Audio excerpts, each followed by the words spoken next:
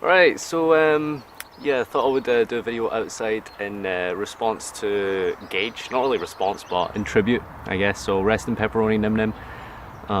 We used to have some of the best videos under trees, so I thought I'd go find the tree, and I found the tree. Yeah. So we're under a tree talking about Cosmo. The first thing I guess to talk about is probably Dark Planet. This card is like 4K attack, 4K defense, can be targeted, and once per turn, sorry, it's not even once per turn, like, you can negate a spell card by banishing a Cosmo card from your graveyard, Cosmo monster I think, so I think that kind of makes a difference. Yeah, Cosmo monster from your graveyard, so negate Stormforth, negate Pan again in the graveyard, like as long as you have fuel for this guy you can do it as much as you want. 4K attack of course, so you know, it's really small.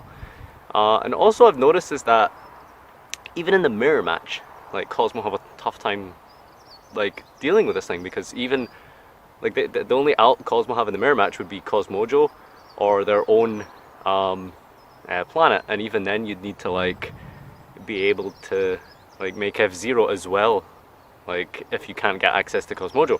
So this card is pretty nuts. Stormforth could be an out potentially in the mirror match as well, but like again, like you're going to be negating this, so yeah, this card is absolutely broken and nuts. The issue that obviously we need to talk about and bring up is the fact that this card is obviously very, very difficult to summon. So you're going to be summoning this thing by like either banishing another copy of itself or banishing total levels equal to it. So like you could banish something like Walker and like a Dart Destroyer just to summon it, or Dart Destroyer and a Strawman just to summon it. So you're going to be expending a lot of your resources just to put this thing on the field. It says must be special summon, so it doesn't even mean like, you know, must first be special summon, so you can't like special summon it once and then like thereafter that's it, you know, you can keep Call of the Haunting it back and stuff. There's a train passing by, so I'm going to take a pause now. Yeah, so as I was saying, it's a bit of a heavy cost to like summon this thing out in the first place, which is, you know, pretty tough. And the other issue as well that I found is that like actually, that's kind of the only problem with it, is like the fact that it's just so hard to summon.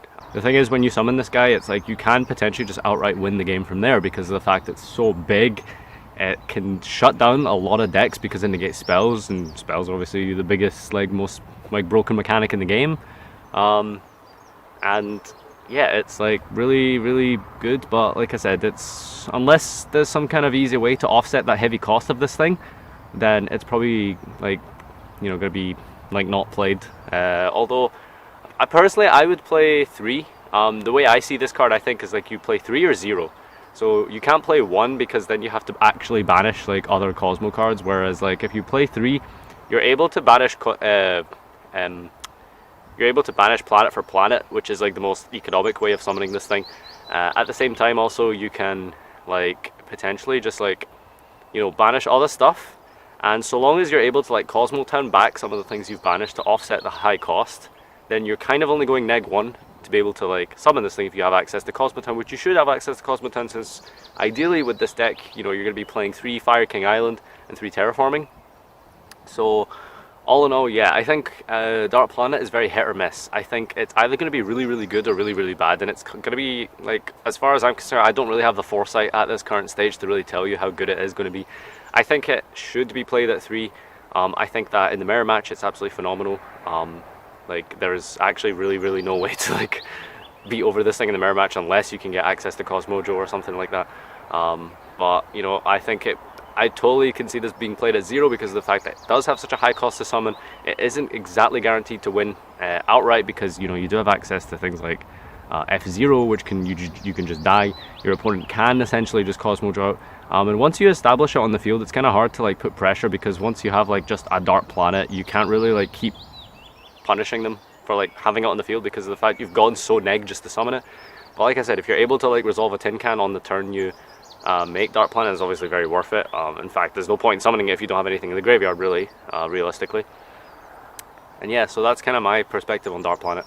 Next card obviously I want to look at is Dark Lady. The Dark Lady is actually really fucking good. Like, this is probably the best card in the set, without a shadow of a doubt. Yeah, Dark Lady is just able to negate all effects of monsters, like once per turn, sure, but 1,000 life point cost is not a lot to ask. you are able to establish multiples of this fairly easily. You can tag into it if necessary, if you hard draw it. Ideally, I think, personally, you'd probably want to float into Dark Lady, so you know, you have your Dark Destroyer pop at the end phase from a straw man, float into Dark Lady. If you have Tin Can, there's also a high chance, well, 66% chance you'll get a Dark Lady on the field as well by getting Dark Destroyer, which can pop itself, or just hitting Dark Lady herself. The card is obviously makes the mirror match very problematic in the sense that now you have to fight through potentially, like, you know, a trap or two and a Dark Lady. Yeah, it's not great for the mirror match. It's not really made it. It's become really dicey now, I think. It's getting cold now, sorry. So right, the next card, Cosmo Lion, the reverse Barbara, some people have called this thing. And the way I saw this thing initially was that it's able to return your stuff to the graveyard to give you fuel, or like make your Call of the Haunteds live and stuff.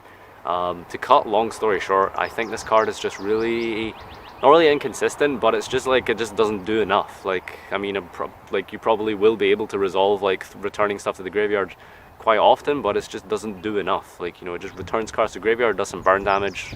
You know, I mean, Cosmo isn't a deck that really suffers from doing a lot of damage like Burning Abyss does, so it's not even, wouldn't even call it as good as Barbar. Like, if you're able to somehow equate them and make them equal in some certain sense.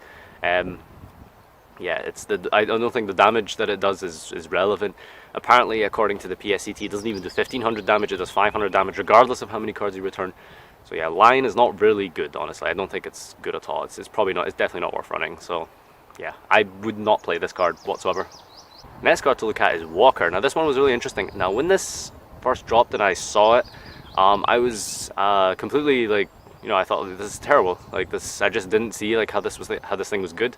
But it's actually very relevant because of the fact that it's level 6, so it can float into a Dark Lady. What I didn't also notice is that it protects your other Cosmo monsters from being destroyed by battle. So not just card effects, but battle as well. So if you're able to establish Walker and a Lady on the field, then you have so much going for you at that point. Like, you have so much pressure and like protection that it's going to be hard for your opponent to like really play through a Walker protecting your ladies, which is ideally what this card is, you know, going to do. At the same time, another good reason you play this card is because of the fact that it's got big attack and it's a high level. One of the things that you probably notice when you're suffering with Cosmo is the fact that there's not really any good high level ships. When you're revealing off Tin Can, for example, you reveal Dark Destroyer and like Slip Rider, which has utility but it's not particularly good. Other than the fact that it pops cards, it's not big, it doesn't like have the non-targeting effect, so it doesn't really put a lot of pressure on your opponent other than like hoping that, you know, you would hit a scale or something back last format. But Slip Rider itself, you know, is not exactly fantastic. It's not big. It can be targeted. So, you know, there was like a lot of lack of good ships to reveal. Like Forerunner doesn't really do much. Like it can be targeted, but it doesn't apply much pressure. Dogfighter, a little bit better potentially, and especially in the mirror match because of the fact that it puts up these walls so you can't be killed. But I think Dogwalker. Let's call it Dogwalker. So I think Cosmo Dogwalker is a lot better because of the fact that like it protects your Cosmo monsters from being popped. Like, you can protect your little guys, so like your Straw Man, or best case scenario, you can protect your Dark Lady, and then you can float into like another Dark Lady. You know, so it's like hypothetically, if they have something bigger than 2/2 on the field, and you haven't used your Dark Lady effect yet, they can attack your Dark Lady, but you can like redirect the attack, so to say, to Walker, and then float into another Dark Lady. So now you have 2 Dark Ladies on the field that haven't used their effect. So Dark Lady, obviously MVP of this setting, but I think Walker is probably definitely worth mentioning. I think this card is probably going to be played at like 2, maybe even 3. This card is, I think it's really good. It took some convincing, but after really thinking it through and being explained like how it's used and what its utility is in the deck, Walker is actually really fucking good. Really good. And I think that's it for all the monsters. So last card I think is Cosmorning. So Cosmorning is obviously the trap card that we got. I was under the impression we'd be getting a spell, but we're not getting a spell. We're getting a trap card. So yeah, I think the trap is pretty garbage. My first thought was like, okay, we can side one for the mirror match and search it, and then so you can crash into your opponent's ships and shuffle them away. The problem with this is it's a trap. It's very slow. Takes time to set up, doesn't do anything for your combos, a bit of a brick card.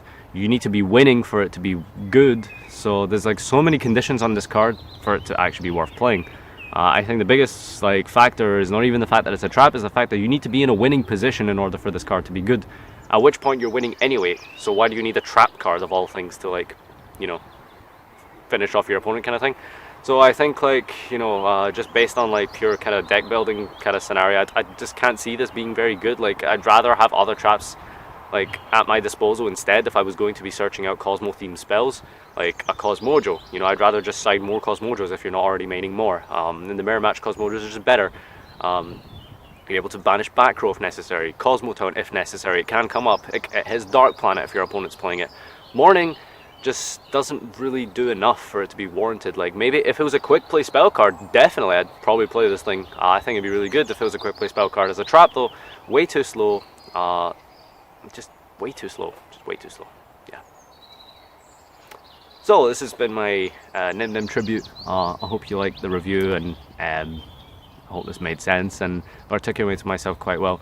My knees really hurt from sitting down in the mud here, so like, you know, I'm sorry if I didn't like explain myself too well, but I hope you liked this and shit, and I hope I did a better job at focusing on the camera this time. So thanks for watching, and I'll see you next time. Come, face me, give